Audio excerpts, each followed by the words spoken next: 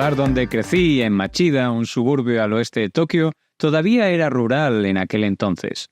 Había arrozales, ríos, bosques, estaba lleno de naturaleza. Luego comenzó el desarrollo y, a medida que crecía, todos los insectos fueron ahuyentados. Estaba realmente interesado en coleccionar insectos. Cada año talaban árboles y la población de insectos disminuía. El cambio fue tan dramático. Para mí, un estanque de pesca se convertía en un parque recreativo. Los bichos me fascinaron. Por un lado, se movían de forma extraña. Eran muy extraños. Cada vez que encontraba un insecto nuevo, era un misterio para mí. Cuanto más buscaba insectos, más encontraba. Si metía la mano en el río, conseguía un cangrejo de río. Si había un tronco cubriendo un hueco, se crearía una burbuja de aire y encontraría también insectos allí. Normalmente los llevaba a casa. A medida que reunía más y más, aprendía sobre ellos. Pero como se alimentaban los unos de los otros, pronto dejé de traerlos a casa. Pero me gustaba pensar en nuevas ideas, por ejemplo, cómo atrapar escarabajos. En Japón, a muchos niños les gusta salir y atrapar escarabajos, poniéndoles miel en un trozo de corteza de árbol. Mi idea era poner una piedra debajo de un árbol porque los escarabajos dormían de día y les gustaba dormir debajo de las piedras. Así que por la mañana iría a recoger la piedra y encontraría allí los pequeños escarabajos. Estos descubrimientos me entusiasmaban. La idea de los Pokémon se me ocurrió de estos insectos. Los lugares para atrapar insectos son raros debido a la urbanización. Los niños ahora juegan dentro de sus casas. Muchos se habían olvidado de atrapar insectos. Yo también. Cuando estaba creando juegos, algo hizo clic en mi cabeza y decidí hacer un juego sobre este concepto. Todo lo que hice cuando era niño está reunido en uno. Eso es Pokémon. Jugar a videojuegos, ver la televisión, Ultraman con sus monstruos cápsula, todos se convirtieron en ingredientes del juego. Entrevista de la revista Times a Satoshi Tajiri, creador de Pokémon, en 1999. Bienvenidos al Nuevo Occidente. Saludos a todos, aquí Ramón Vega para Big One Media emitiendo desde Singapur. Una semana más viajaremos desde las majestuosas montañas del Himalaya a los bulliciosos mercados de Tokio, tratando de difundir, como siempre, alta divulgación sobre Asia y alguna que otra investigación. Eso sí, siempre al alcance de todos. Hablaremos de los Pokémon, de su contexto milenario. Y sí, no piensen ustedes que se trata de un juego de niños. Estamos hablando de un tema que ha sido fundamental en la difusión y la historia de la cultura de Japón. Que hablar de Pikachu y de sus amigos parece una cosa normal, pero están muy relacionados con leyendas milenarias. Les garantizo que no volverán a ver a los Pokémon con los mismos ojos y a la vez aprenderán más de la cultura de Japón, mucho más que hablando sobre geishas y samuráis. Por otro lado, en los titulares de esta semana hablaremos de por qué España ha aparecido en muchísimas noticias en la prensa de Asia y también cómo la cantante Taylor Swift ha cambiado el sistema de diplomacia del sudeste asiático. A continuación haremos un pequeño repaso por los comentarios de la semana pasada. Hablaremos de la receta rápida de esta semana sobre materiales asiáticos y, como siempre, cerraremos el programa con una conjunciada doble acorde al tema que nos ocupe. No se olviden apoyar del canal con sus likes y sus comentarios y, sin más dilación, acompáñenme a descubrir la fascinante historia de esta semana. Pokémon es un juego de rol, un videojuego en el que los jugadores capturan y entrenan criaturas llamadas Pokémon. Pokémon deriva del empleo de dos palabras, pocket del inglés bolsillo y mon ampliándolo monstruo, es decir, monstruos de bolsillo. Eso es lo que significan los Pokémon. La idea es combatir en batallas contra otros entrenadores de estas bestias, digitales o no, ya lo iremos viendo. El objetivo principal es convertirse en el mejor entrenador de Pokémon al vencer a otros y completar la Pokédex, una enciclopedia de todas las especies de Pokémon conocidos. Esto será fundamental. Como hemos visto en la presentación, el propio autor de los Pokémon nos habla de que en el origen el concepto de los Pokémon pasaba por su juventud. De hecho, el nombre original del personaje que es el fundamental en la serie de juegos de Pokémon, que es Ash, en Japón se llama Satoshi, como su creador. De hecho, durante la entrevista, este periodista de Times en 1999 consiguió también sacar algo de información al padre de Satoshi. De hecho, el padre lo que le comentó es que los otros niños solían llamarlo el Doctor Bicho, para que vean ustedes hasta dónde llega el tema de los bichos en el origen de esta figura. Pero también ha mencionado un tema muy interesante en ese texto, y es el tema de los monstruos cápsula de Ultraman. Cuando el personaje de la serie de televisión no podía transformarse en la figura gigante de Ultraman para luchar contra los monstruos gigantes, los Kaiju, pues utilizaba una cajita en la cual podía sacar de otra dimensión a estos monstruos. Los Kaiju literalmente significa bestia extraña. Estos monstruos de ciencia ficción, el tokusatsu, que es una especie de traducción de efectos de fotografía, era un auténtico fenómeno en Japón que fue después exportado a otros países.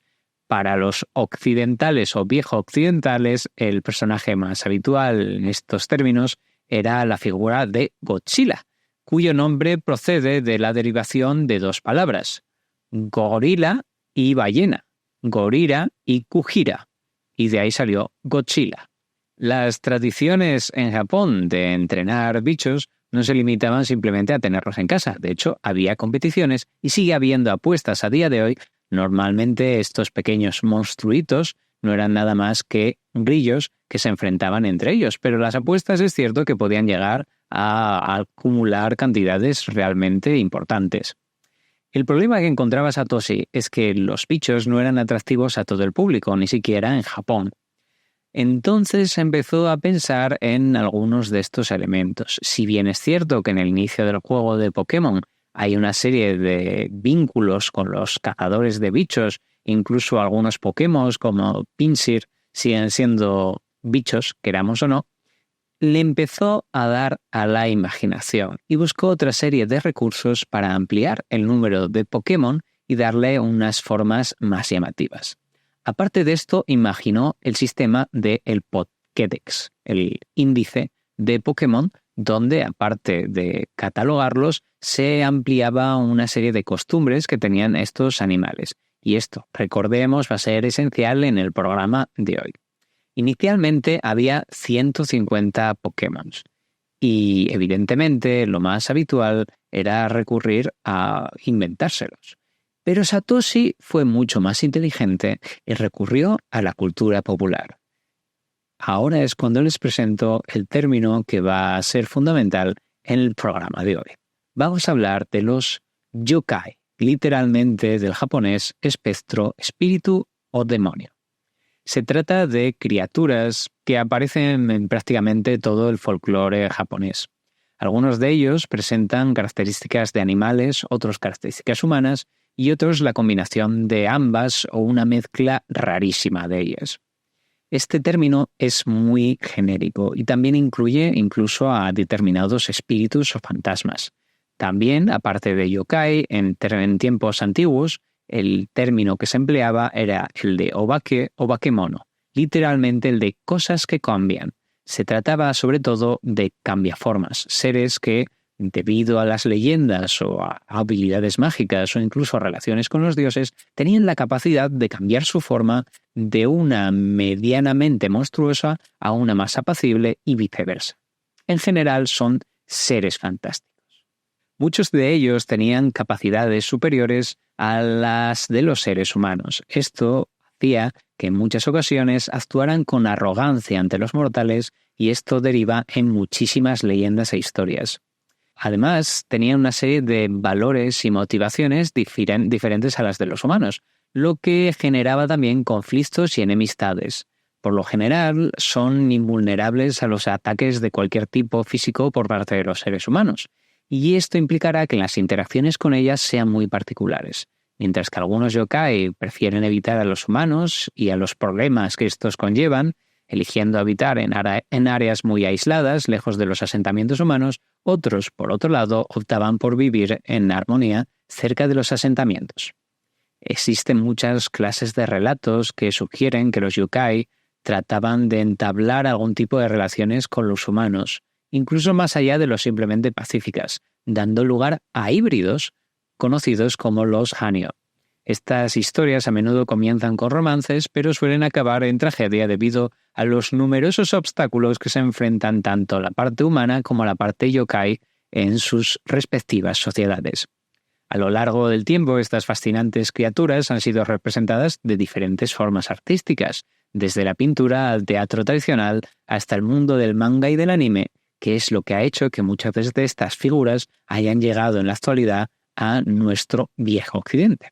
Pues esto nos lleva a hablar de los diferentes tipos que hay de yokai. El folclore japonés representa una grandísima variedad de estos bichos. Ya el término yokai, como hemos visto, es bastante amplio y pueden abarcar prácticamente cualquier monstruo que nos podamos imaginar. La mayoría son, como hemos visto, cambiaformas.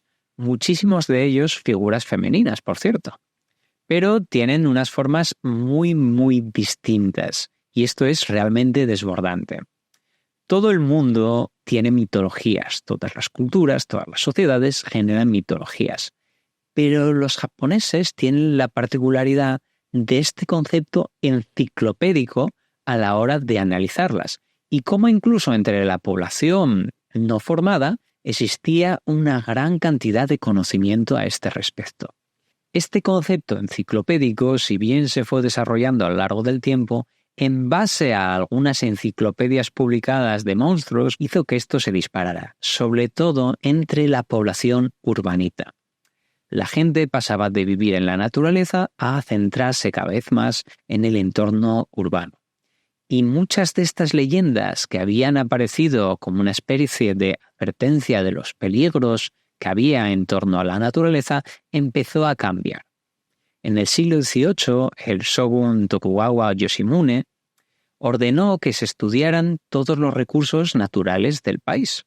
Se incluyó en este catálogo a los yokai, sobre todo en el apartado de herbolistería y de medicinas. Es decir, estamos dando ya una versión científica a las figuras mitológicas. Esto los etnógrafos lo denominan la revolución yokai de Edo. Ya no se daba tanta importancia al miedo que generaban estas figuras, sino que se le daba un trasfondo cultural entre lo consciente, lo dinámico y lo entretenido.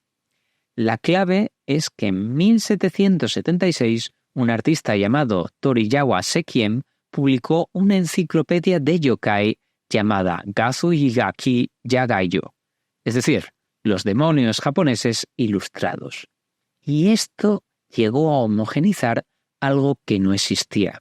Es decir, todas estas leyendas empiezan a tener una figura cada vez más gráfica y un recurso al cual se puede recurrir para, de repente, darle una versión más figurativa y más gráfica a esas ideas que estaban apareciendo. En el listado hay más de 200. Recordemos, Pokémon en un principio había 150. Esta inmensa enciclopedia con las leyendas aparejadas empezó a inspirar a los artistas y a los comerciantes, que si bien conocían estas leyendas, ahora tenían un recurso gráfico muchísimo más claro y ya se iba homogeneizando a lo largo de todo Japón. Esto inspiraría sobre todo a artistas y a comerciantes que sabían lo que se iba a vender.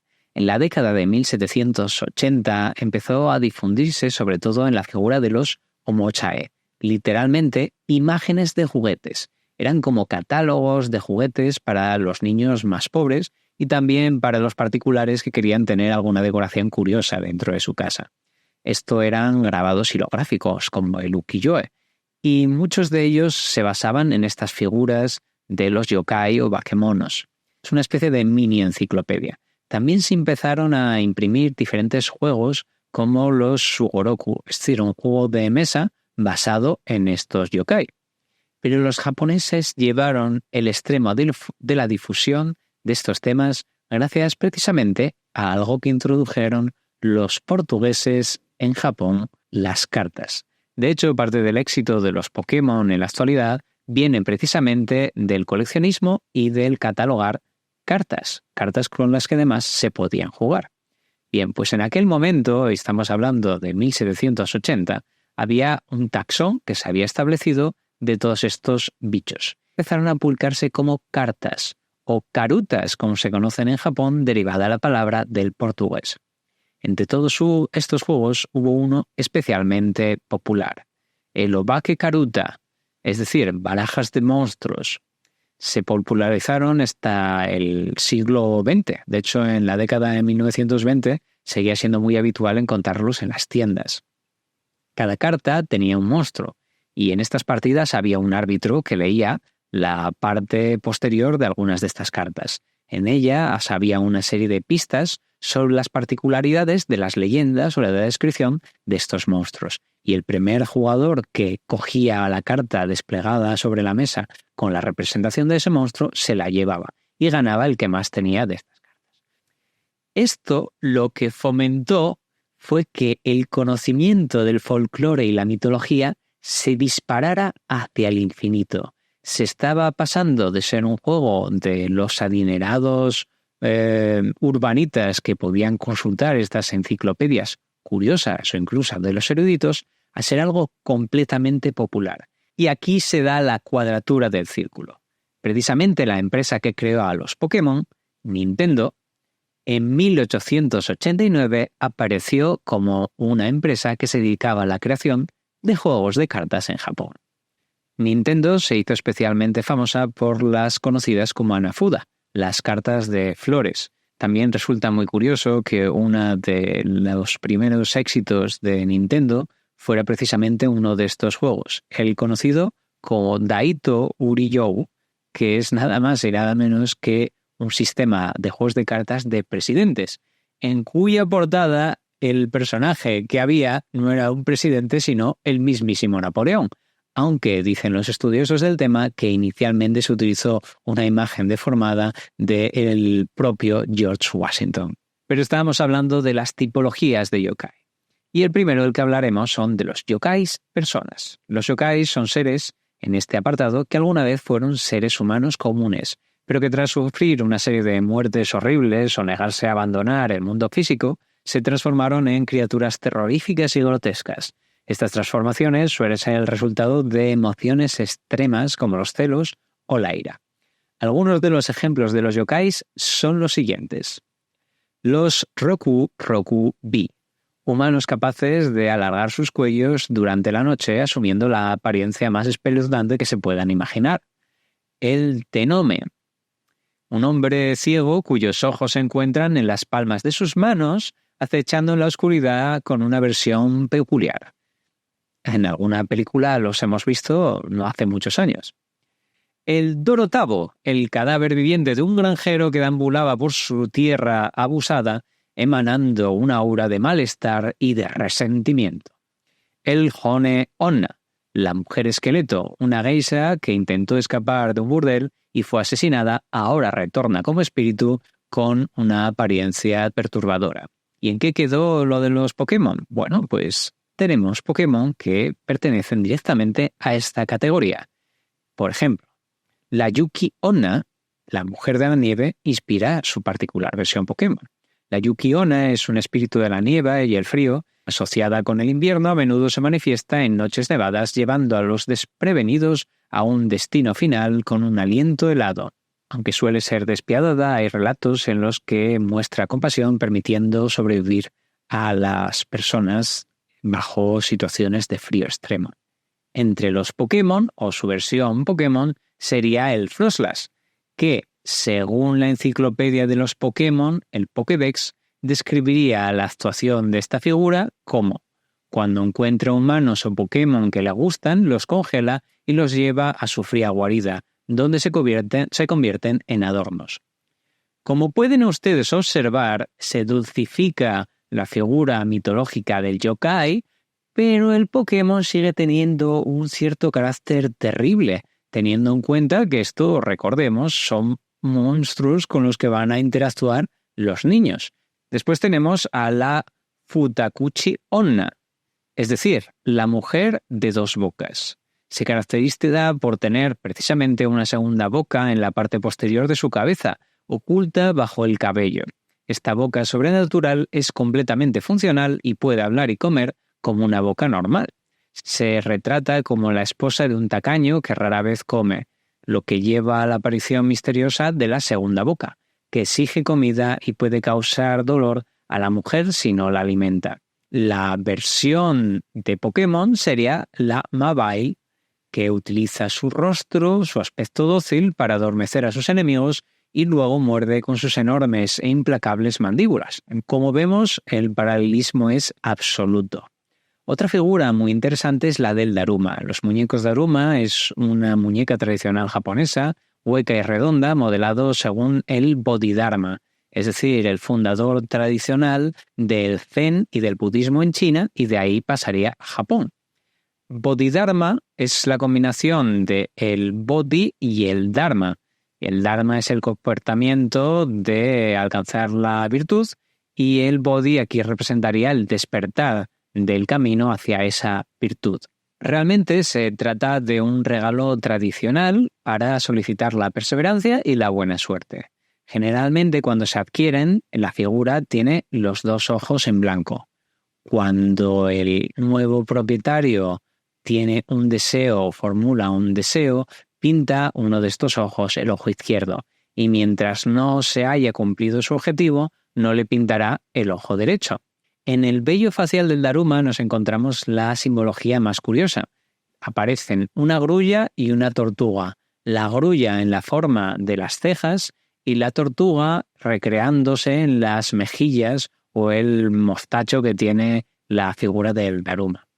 El proverbio japonés tradicional, la grulla vive 1000 años y la tortuga 10.000 años, vincula ambas figuras y también la idea de la perseverancia, la longevidad y aquello que vive muchos años que se termina transformando en un yokai. La versión del Pokémon sería el Darumaka, que también tiene una vinculación con la idea del Daruma y igualmente es una figura que da buena suerte. En cuanto a la tipología de los yokai que están más vinculados con los animales, hacemos un breve repaso. Estarían los Inugami, los espíritus caninos que se invocan a través de rituales oscuros y a que normalmente se vinculan con la venganza y con la maldad. Son especialmente curiosos en que estos Inugami, Inu significa perro, también podrían ser utilizados por gentes con buenos objetivos. Y estarían también los Tanuki, un ser vivo real, los perros mapache japoneses. Esta criatura popular del folclore japonés tendrían la capacidad de cambiar de formas y, fundamental, unas inmensas bolsas escrotales. Y no lo estamos tomando como coña, sino que es la realidad de esta mitología. Las representaciones gráficas son realmente creativas. También estarían los Bakus, que son en sí mismo otro animal real que se ha mitificado. Este es bastante curioso porque los Bakus, estos seres sobrenaturales, están basados en el Mo chino y son los devoradores de pesadillas, con una larguísima historia dentro del folclore y la literatura y el arte, tanto chino como japonés. La leyenda dice que fueron creados de pedazos sobrantes cuando los dioses estuvieron terminando de crear los animales, y con los restos con los que les quedabas, crearon a estos seres tan particulares. Se les suele invocar para comer las pesadillas, pero hay que hacerse con precaución, ya que no solamente se pueden comer las pesadillas, sino también las esperanzas, los deseos y los sueños de la gente.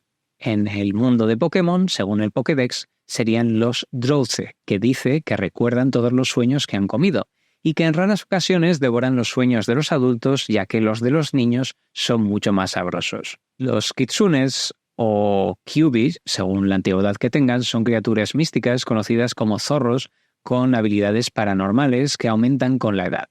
Pueden cambiar de forma, engañan mucho a los humanos y se asocian estrechamente con el dios Inari del sintoísmo. Los Kitsune pueden tener hasta 9 colas y se cree que son mensajeros divinos. Cuando un zorro cumple 1000 años, se convertiría en una de estas figuras. Su historia se remonta igualmente en la antigua China, donde se les conocía como los Huijin.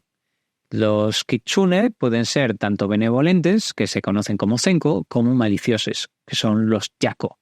Los kitsune se asocian en el budismo también y se cree que pueden otorgar protección, conocimiento o incluso habilidades especiales, puesto que estos seres serían omniscientes. Dentro del mundo de los Pokémon, sobre todo se relacionan con la figura del Ninetales, en inglés básicamente algo así como 9 colas. Cuentan algunas leyendas que cada una de sus 9 colas posee un propio y único poder sobrenatural. Una figura realmente reconocible son los kappas, los niños de río. Estos yokais, en otras consideraciones también como kami, como estas deidades, son figuras reptiloides que habitan en los ríos y estanques, siendo capaces de causar problemas menores o actos malévolos, que asaltan a los humanos o atacan a los animales. Los kappas son normalmente representados como seres verdes, con humanoides con manos y pies palmeados y con caparazones de tortuga en la espalda. Una depresión en su cabeza es realmente lo que les identifica más en las leyendas. En ella retienen agua y si ésta se derrama o se seca, el kappa queda totalmente debilitado e incluso paralizado hasta que se vuelva a rellenar de agua. El nombre de kappa es una derivación entre las palabras kawa, río, y wappa, niño. Al parecer son especialmente aficionados al consumo de pepinos y al disfrute de las competiciones de sumo. Se les suele acusar de asaltar a los humanos en el agua y de extraerles un órgano mítico conocido como el Shirikodama, que está escondido en el ano de sus víctimas.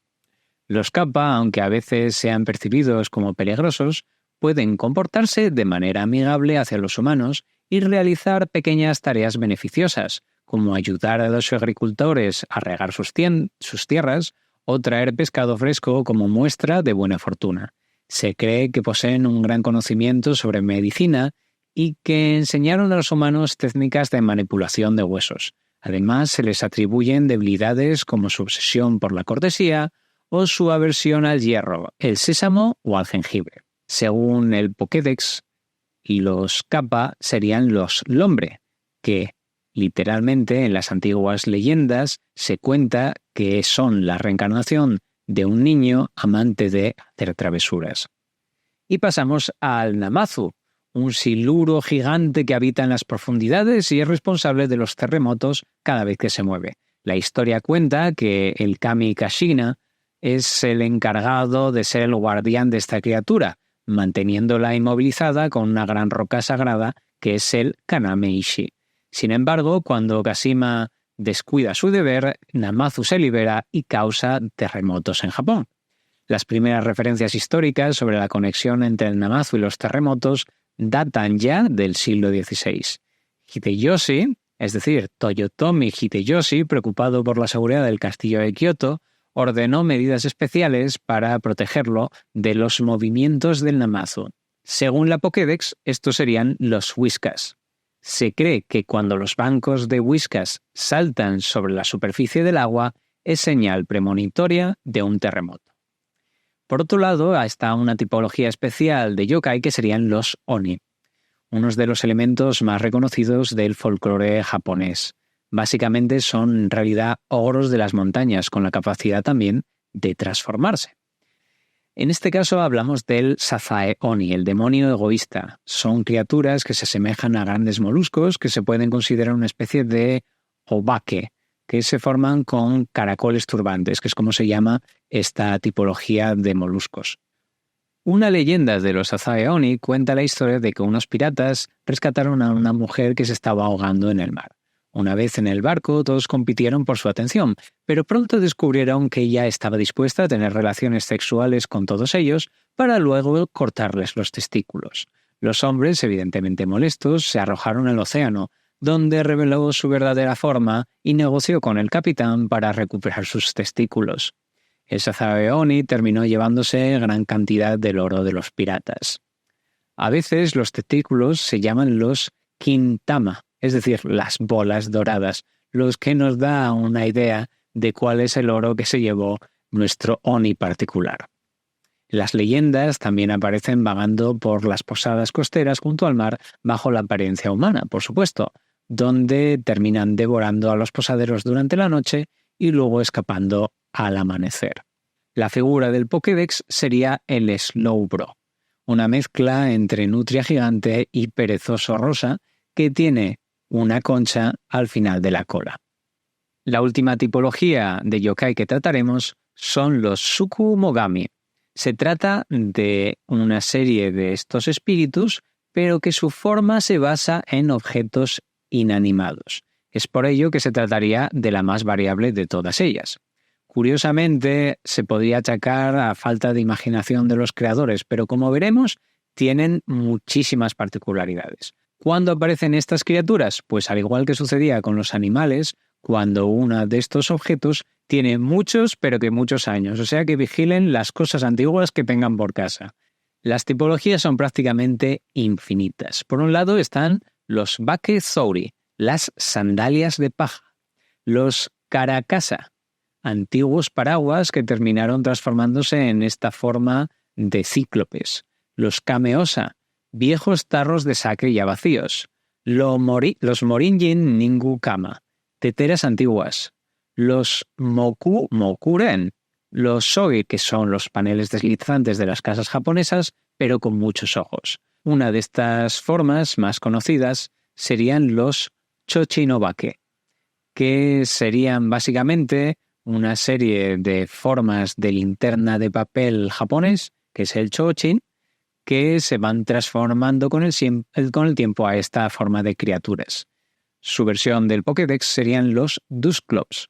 Su cuerpo está completamente hueco, no hay nada en su interior. Se dice que su cuerpo es como un agujero negro. Este Pokémon absorberá cualquier cosa en su cuerpo, pero nada volverá a salir.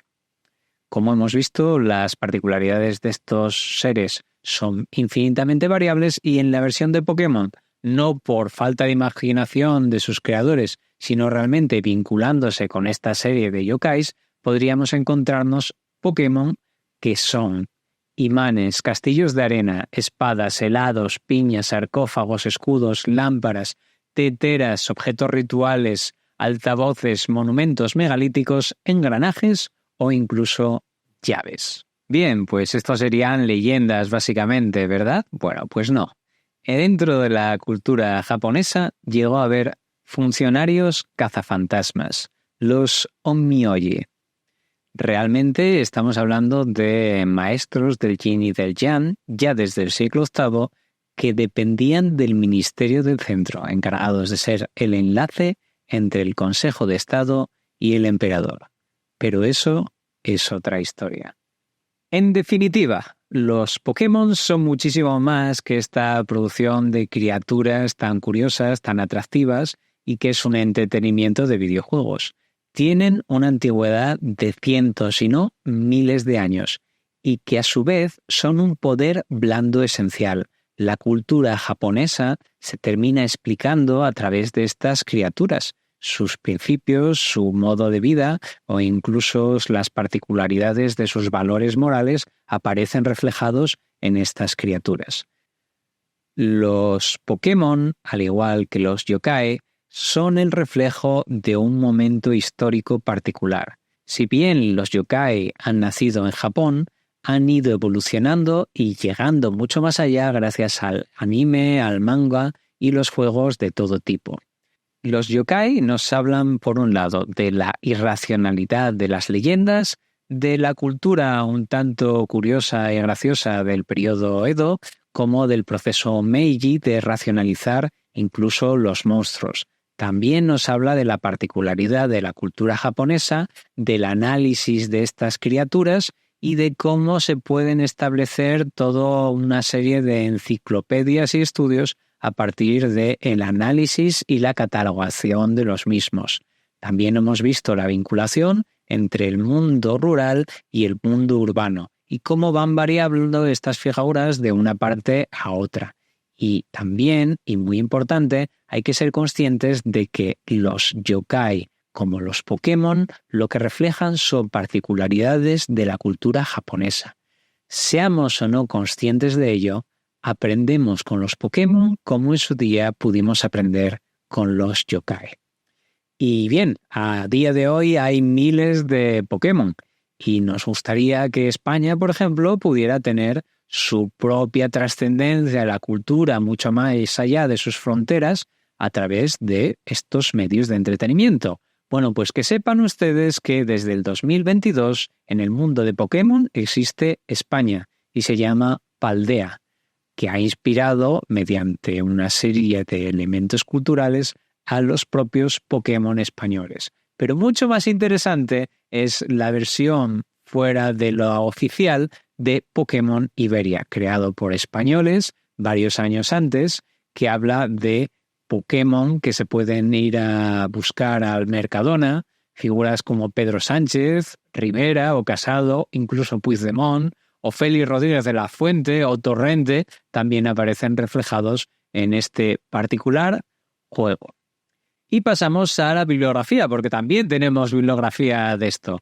Prácticamente cualquier serie japonesa, ya no sea vinculada con los Pokémon o no, puede hacernos una referencia a cualquier elemento de los yokai.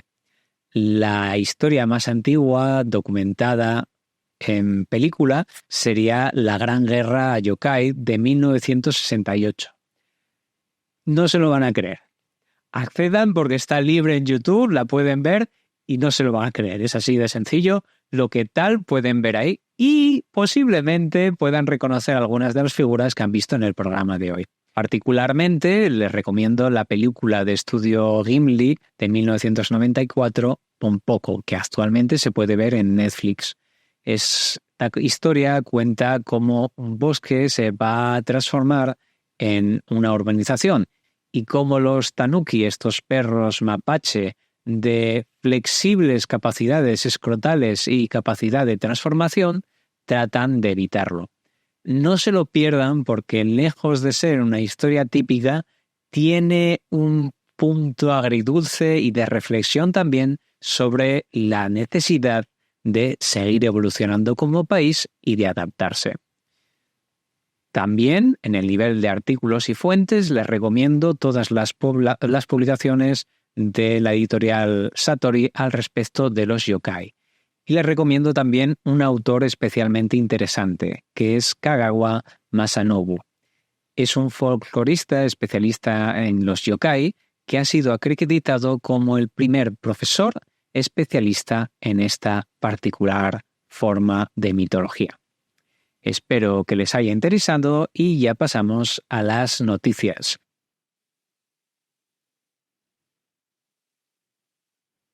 En nuestro noticiario dinámico de esta semana hablamos de la India, donde siguen preparando el asalto a los agricultores hacia Nueva Delhi para mejorar sus condiciones de trabajo. Este asalto, conocido como la Delhi Chado, es decir, vamos a Delhi, cuenta al menos con 3.000 tractores actualmente retenidos. También la economía de la India se ha estado disparando gracias al trabajo del gobierno de Modi y también ha sido la India el epicentro de las noticias relacionadas curiosamente con España, donde una pareja de youtubers estaban haciendo un viaje en una moto y la mujer, que es de origen brasileño, ha sido asaltada y violada por al menos 7 individuos. Esto sucedió en Dunca. Que todos aquellos que hayan visto nuestros programas anteriores podrán recordar que hay incluso una especie de guerra étnica dentro del territorio indio, no muy lejos de esta frontera, también con Bangladesh. Sean conscientes, por lo tanto, que es una zona especialmente peliaguda. A día de hoy, por esta violación, hay 8 detenidos y se han entregado $12.000 de compensación a la mujer. La media de denuncias de violaciones en el país, si bien es bastante baja en comparación con otros países de la zona, la realidad es que hay muchísimas violaciones que no se denuncian y que al no llegar esto mucho más allá y de hecho la policía no tener medios para luchar contra esta lacra, pues termina siendo una auténtica debacle, sobre todo en las zonas rurales de la India. Y ojo, se ha modificado mucho la situación. De hecho, actualmente hay pena de muerte por violar y también se ha reducido el tratar como adultos a los jóvenes de los 18 a los 16 años por este tipo de casos. No obstante, la mayoría de estos acusados terminan libres. Para rematarlo, ha habido un problema, porque la gente les ha criticado a estos youtubers por haber estado en esta región. Si bien recordemos que la región es bastante peligrosa, mucho más viajando en las condiciones habituales, no hay que criticarles por esto. Sin embargo, el hombre, tratando de justificarse, ha respondido que en España las violaciones también era algo muy común y esto lo ha utilizado la prensa de la India para decir que en España o en Brasil también hay muchas violaciones. Seamos conscientes de que este tipo de noticias tiene una repercusión muchísimo mayor de la que parece y que evidentemente esto va a terminar teniendo mucha repercusión también en otros países. Hay noticias de las Maldivas, este lugar que parece que no existe en la prensa. Bueno, pues han firmado un acuerdo de asistencia militar con China. Fíjese dónde están las Maldivas. Bien, en este momento están marchando las tropas indias que estaban cumpliendo precisamente estas funciones y este grupo de 1.192 islas a zonas de coral, generalmente atolones de coral, altamente estratégicas, pues están siendo visitadas de manera habitual por barcos de investigación chino. Veremos en qué termina esto. También de China, parece ser que la diplomacia de pandas, que es como se conoce, está volviendo a funcionar y después de haber retirado el año pasado de los Estados Unidos los pandas gigantes que había, parece ser que va a volver China a enviarlos a los Estados Unidos.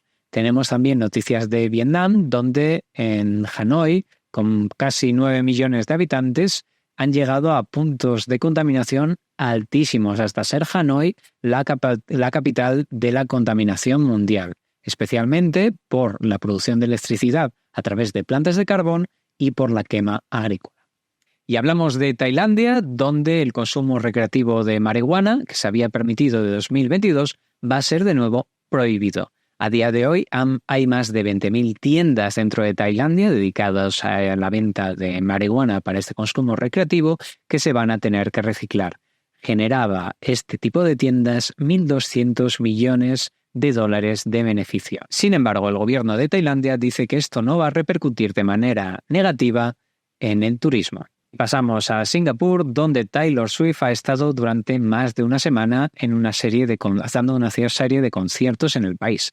Ha sido una auténtica fiebre. He visto por las calles gente vestida como ella sin tener que ir a ningún concierto. Pero ha generado una serie de problemas diplomáticos muy graves, tanto con la propia Tailandia como con Filipinas, ya que ambos países trataban de atraer a público y a visitas y a turismo mediante los conciertos de Taylor Swift. Sin embargo, esta cantante ha terminado afirmando que sería el único concierto en el sudeste asiático. Esto terminó dándole puntos a Singapur, pero enfadando a otros países de la zona. Y pasamos a sus comentarios. Gracias especialmente a toda la gente que ha leído todos los comentarios con mucha paciencia, que me consta que han estado ahí dándole a los likes al resto de seguidores del canal. A la gente le ha gustado mucho la historia de Anita, la reina española de la India, la Maharajani, y sin lugar a dudas haremos más especiales sobre ellas, no se preocupen. Como siempre, les recomiendo que vayan a ver los comentarios del resto de la gente, pero en este caso voy a hacerles una pequeña jugada. Vayan especialmente a ver el comentario de Maja Arias, la cual nos cuenta una historia de cuando su madre conoció a la Maharajani. No se pierdan el momento y vayan, por favor, a agradecerle el comentario. También ha habido muchos comentarios hablando de que en la televisión actual en España no hay temas tan interesantes. Sí los hay, y les recuerdo que ha habido 3 programas. El problema es que la gente no los ve y que baja mucho la audiencia cuando se ponen ese tipo de programas. Hay que hacer una vinculación entre la formación que tiene la gente, hacerlo atractivo y no tratar de hacer ese salto. Si la gente quiere ese tipo de materiales y las consumen, los va a ver. También Este es un momento muy interesante para hablar de alguien que ha tenido muy en cuenta y muy viva la figura del Maharaja de Kapurthala. Y este es, en televisión española, Don Pimpón, el inseparable amigo de Spinette. En muchas de sus historias decía que las vivía o las había vivido al lado del Maharaja de Kapurthala. Y con esta tontería hemos tenido dentro de la cultura española durante décadas viva la figura del Maharaja. Muchas gracias a Don Pimpón por haberlo hecho posible. Y pasamos a la receta rápida de esta semana, que son los baos, los bollos rellenos al vapor. Si tengo que elegir un plato asiático de todos los que hay, a ojos cerrados, y que le pueda gustar absolutamente a cualquier persona, esos son los baos. Estos esponjosos panecillos tienen además un toque ligeramente dulce en el exterior y en el interior una forma de albóndigas con su salsa. Auténtica obra de arte culinaria. Aunque puede haber versiones dulces o saladas o puede tener lo que sea, las más básicas tienen esa forma de albóndiga en el interior. Están ya documentados desde la dinastía Song, desde la historia de Yue Fei y del Cid chino. Bueno, pues en esa Edad Media china, pues ya lo sabíais. Su invención se atribuía al legendario general Zhuge Liang. Este general, especialmente conocido como erudito y ético también en los combates, habría diseñado estos baos como el alimento ideal para alimentar a los soldados cuando estaban en el frente. Estos panes o molletes también se pueden comprar a día de hoy en España, y he ido a mirar y los pueden ustedes comprar en lugares como el Carrefour, el Mercadona o en el Corte Inglés. Si quieren darse una experiencia culinaria nueva, echen un vistazo y aprovechen, que es un auténtico placer poder disfrutar de estos baos.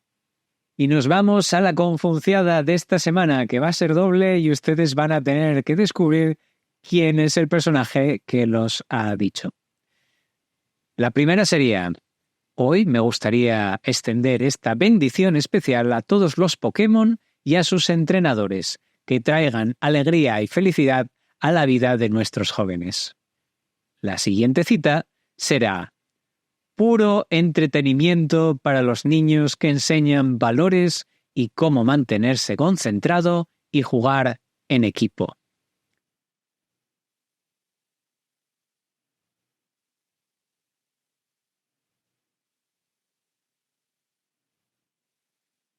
Bien, ya han decidido, ya han imaginado qué personaje podría haber dicho en la primera. Pues fue el 8 de noviembre del año 2000 el Papa Juan Pablo II en una audiencia especial con los jóvenes. ¿Y la segunda frase? Pues la segunda frase la dijo nada más y nada menos que Hulk Hogan en 2006, cuando estaba retransmitiendo combates de Pokémon. Espero que hayan disfrutado tanto como yo de este fascinante e inesperado viaje por la cultura asiática de esta manera tan particular. Recuerden dejar, como siempre, sus comentarios con sus partes favoritas, sus preguntas y sugerencias, ya que su apoyo es fundamental y es lo que impulsa este canal hacia adelante. Y sobre todo para ayudarme a mí a seguir aprendiendo con ustedes. Disfruten de la semana. Nos vemos muy pronto en el Nuevo Occidente.